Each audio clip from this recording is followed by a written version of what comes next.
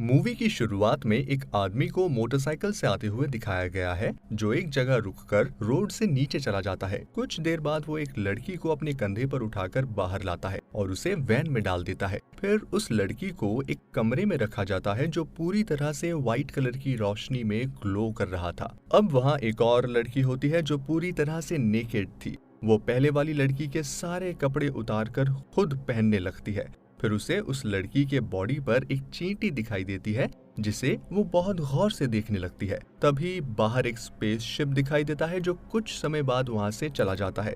दरअसल ये लड़की एक एलियन है जिसे वो स्पेसशिप अभी अभी धरती पर छोड़कर गया था।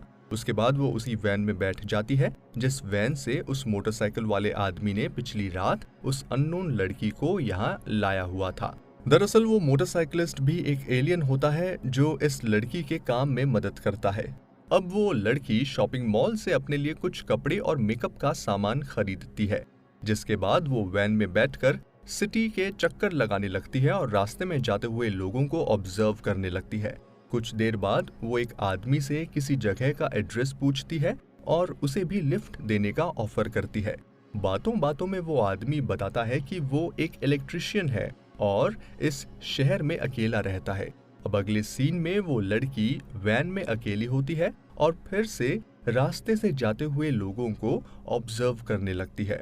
उसके बाद वो एक और आदमी को लिफ्ट देती है और बातों बातों में उससे फ्लर्ट करने लगती है। वो लड़का भी इसकी तारीफ करने लगता है और उससे अट्रैक्ट होने लगता है। फिर वो उसे एक घर में लेके जाती है जहाँ पूरा अंधेरा होता है। वो धीरे धीरे अपने कपड़े उतारते हुए उसे सिड्यूस करते हुए आगे जाने लगती है और वो आदमी भी उसे फॉलो करते हुए अपने कपड़े उतारने लगता है। अब जैसे ही वो आदमी पूरे कपड़े उतार देता है, धीरे धीरे वो जमीन के नीचे जाने लगता है जो पूरी तरह से ब्लैक कलर के थिक लिक्विड से बनी हुई थी। लेकिन एलियन लड़की पर इस लिक्विड का कोई असर नहीं होता और वो नॉर्मली उस पर चल रही होती है। दरअसल लड़की ने उस लड़के को हिप्नोटाइज किया होता है जिससे उसे कुछ पता नहीं चलता कि उसके साथ क्या हो रहा है। फिर जब वो पूरी तरह जमीन के नीचे चला जाता है, वो लड़की अपने कपड़े उठा लेती है और वहां से चली जाती है। दूसरे दिन वो लड़की समुंदर के किनारे खड़े होकर स्विमिंग करते हुए एक आदमी को देख रही थी। स्विमर के बाहर आने पर लड़की उससे बात करने लगती है और वो उसके बारे में जानने लगती है। वो बताता है कि वो इस शहर में नया है और कुछ दिनों से यहाँ टेंट में ही रह रहा है। तभी वो देखता है कि एक लेडी अपने डूबते हुए कुत्ते को बचाने के लिए उसके पास जा रही है। वो लेडी इतना अंदर चली जाती है कि समुंदर की लहरों की वजह से उसे स्विमिंग करने में तकलीफ होती है और वो डूबने लगती है। उसे देखकर उसका हस्बैंड उसे बचाने के लिए पानी में कूद जाता है और उसकी ओर बढ़ने लगता है। तभी ये स्विमर भागते हुए उस आदमी के पीछे जाता है और उसे पानी से बाहर लाने की कोशिश करता है, क्योंकि उसकी वाइफ समुंदर के इतना अंदर चली गई थी कि उसे बचाने के चक्कर में ये आदमी भी डूब जाता। लेकिन वो बाहर आने से मना करता है और फिर से अपनी वाइफ को बचाने के लिए पानी के अंदर जाने लगता है और कुछ देर बाद वो और उसकी वाइफ दोनों उन खतरनाक समुंदर के लहरों में फंसकर डूब जाते हैं। अब वो स्विमर किनारे पर लेटा होता है क्योंकि उस आदमी को इतनी देर तक खींचकर लाने की वजह से थक चुका था। इसीलिए वो लड़की उसके पास जाती है और मौके का फायदा उठाकर उसके सिर पर पत्थर से वार कर उसे बेहोश कर देती है। उसके बाद वो उसे खींचते हुए वहां से लेके जाने लगती है और तभी वहां पर एक छोटा बच्चा रोते हुए दिखाई देता है जिसके मम्मी पापा अभी अभी समुंदर में डूब चुके थे। पर वो लड़की उस बच्चे को कंप्लीटली इग्नोर कर देती है क्योंकि वो एक एलियन होने के कारण उसमें कोई फीलिंग्स नहीं थी जिससे वो उस बच्चे का दर्द समझ सके। फिर रात को वही मोटरसाइकिलिस्ट उस स्विमर के टेंट और उसके सारे बिलोंगिंग्स को वहां से उठा लेता है ताकि उन सब चीजों को डिस्ट्रॉय कर सके।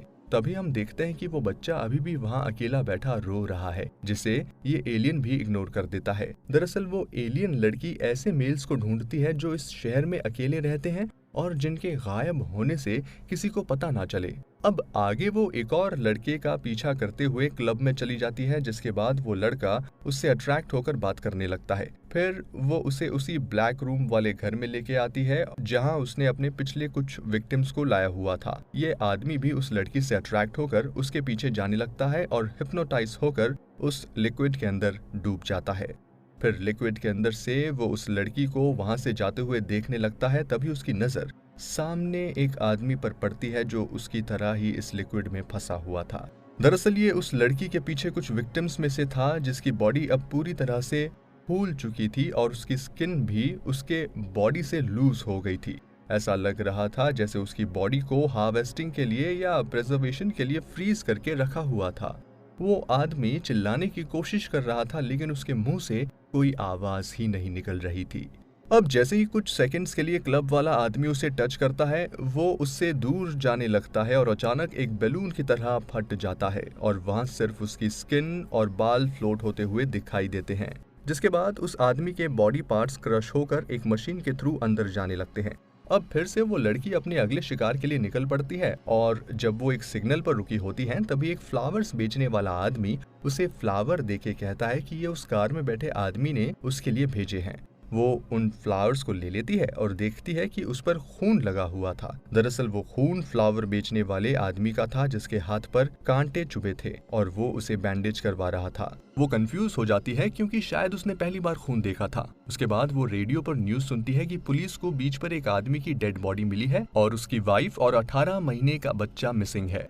ये समझ जाती है कि वो वही फैमिली है जिसे उसने कुछ दिन पहले देखा था। अब यहाँ पर उसमें कुछ फीलिंग्स एंड इमोशंस डेवलप होने लगते हैं कि शायद उसने उस बच्चे के साथ बुरा किया था।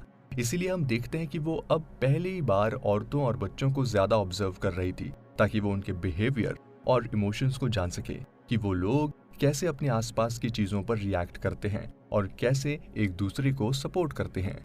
रात होने पर उसे एक और आदमी मिलता है जो उसकी ओर अट्रैक्ट होता है, उसकी तारीफ करता है और साथ ही उसकी आंखों की भी तारीफ करता है। लेकिन इस बार ये लड़की उस आदमी में उतना इंटरेस्ट नहीं दिखाती जितना वो अपने पिछले कुछ विक्टिम्स के साथ किया करती थी।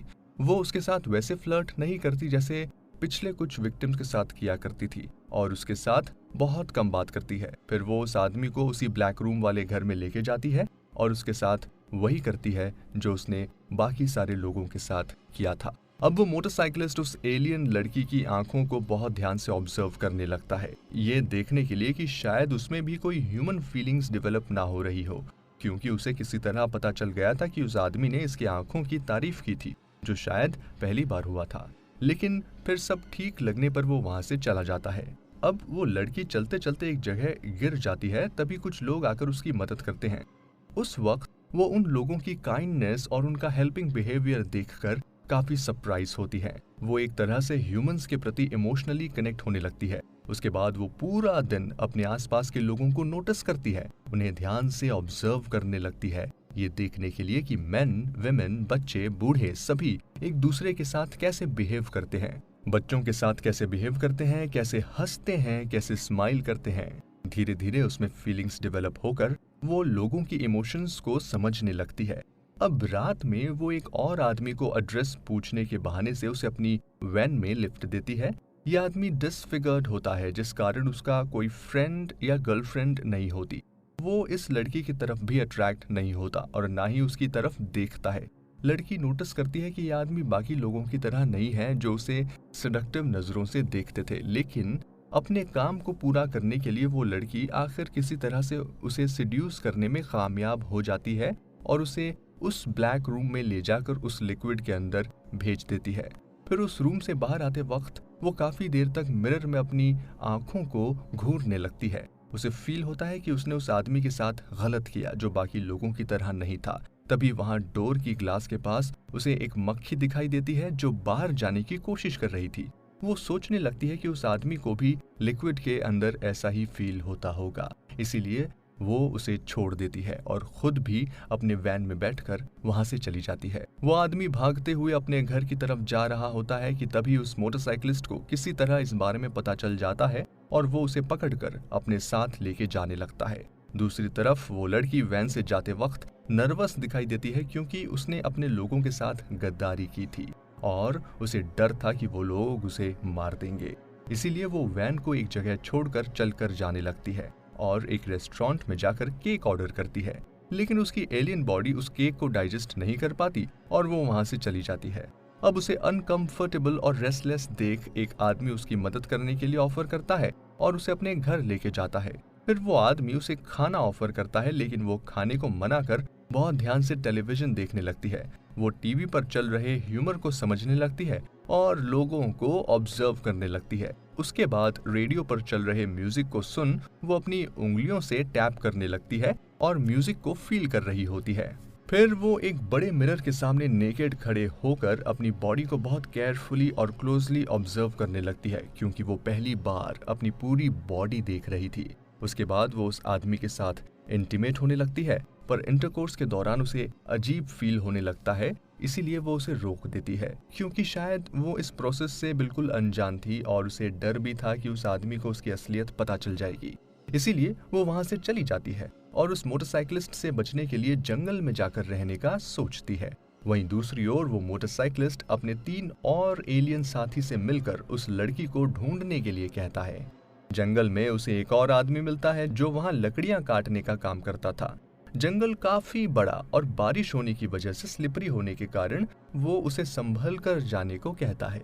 फिर वो लड़की वहां रहे एक कॉटेज में शेल्टर लेती है और सो जाती है। कुछ देर बाद आंख खुलने पर वो देखती है कि वही आदमी उसे मॉलेस्ट करने की कोशिश कर रहा है, इसीलिए वो वहां से भागने लगती है, पर वो आदमी उसे पकड़ लेता है और उसका रेप करने की कोशिश करता है।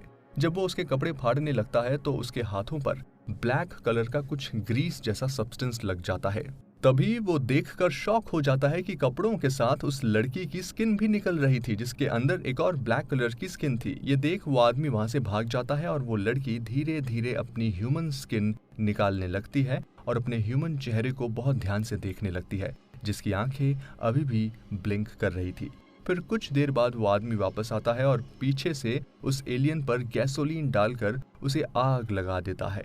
एलियन धीरे धीरे आग में जलने लगती है और आखिरकार खत्म हो जाती है। दूसरी ओर मोटरसाइकिलिस्ट अभी भी उस एलियन को ढूंढने की कोशिश करता दिखाई देता है और मूवी यहीं खत्म हो जाती है। अब हम आपको मूवी की कुछ और बातें क्लियर कर देते हैं।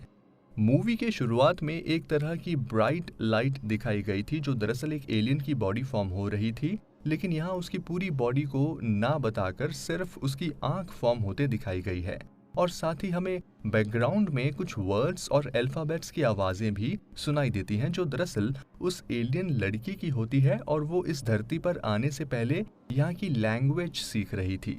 मूवी के स्टार्ट में जिस लड़की को वो मोटरसाइकिलिस्ट उठाकर लाता है वो भी दरअसल एक एलियन ही होती है जो अब उनके किसी काम की नहीं थी, क्योंकि उसकी आंख से निकलते आंसू से पता चलता है कि उसके अंदर ह्यूमन फीलिंग्स डेवलप हो गई थी और वो उसके टास्क को पूरा नहीं कर पा रही थी। इसीलिए उस एलियन मोटरसाइकिलिस्ट ने उसे अनरिस्पॉन्सिव या कोमा या पैरालाइज स्टेट में भेज दिया था और इसे रिप्लेस करने के लिए नए एलियन लड़की को धरती पर भेजा गया था। और जिस तरह इस एलियन लड़की का काम था कि वो इंसानों को उस लिक्विड तक ला सके, उसी तरह उन एलियन मोटरसाइकिलिस्ट का काम था कि वो इस एलियन लड़की पर नजर रख सके और उसके पकड़े हुए विक्टिम्स का एविडेंस मिटा सके। एलियंस सिर्फ मेल्स को ही टारगेट किया करते थे, क्योंकि शायद उन्हें किसी तरह से पता था कि मेल्स को फीमेल्स द्वारा इजीली सेड्यूस कर उस लिक्विड तक लाया जा सकता था और जब वो लोग उस लिक्विड में चले जाते उनके बॉडी को कुछ समय के लिए हार्वेस्ट किया जाता और फिर उनके अंदर के मीट को प्रोसेस करके उसे कंज्यूम किया जाता और दरअसल ह्यूमन मीट ही उनका धरती पर आने का मकसद था। हार्वेस्टिंग के बाद वो ह्यूमन स्किन को सेपरेट कर देते थे, क्योंकि शायद वो उस स्किन को प्रिजर्व करते थे फ्यूचर में आने वाले एलियंस के लिए। इसके अलावा मूवी में 3 और मोटरसाइकिलिस्ट्स को दिखाया गया है, जिसका ये मतलब हो सकता है कि जिस तरह वो मोटरसाइकिलिस्ट को नए एलियन लड़की पर वॉच रखने के लिए कहा गया था, उसी तरह उन तीनों मोटरसाइकिलिस्ट को भी दूसरे किसी एलियन लड़कियों पर वॉच रखने के लिए कहा गया हो। यानी यहाँ ये पॉसिबिलिटी हो सकती है कि वहां पर और भी एलियन लड़कियां प्रेजेंट थी जो लोगों को शिकार बनाती होगी। दोस्तों, इस साइंस फिक्शन फिल्म का नाम है अंडर द स्किन, जो 2013 में रिलीज हुई थी। आई होप आपको ये मूवी समरी सुनकर मजा आया होगा। ऐसी ही और भी मूवी समरी सुनने के लिए हमारे चैनल को जरूर सब्सक्राइब करें और हाँ, बेल आइकन को जरूर दबाइएगा ताकि आपसे कोई भी वीडियो मिस ना हो जाए। आपसे जल्द मिलूंगा एक और मूवी समरी के साथ, तब तक मुझे दीजिए इजाजत। Bye bye, take care.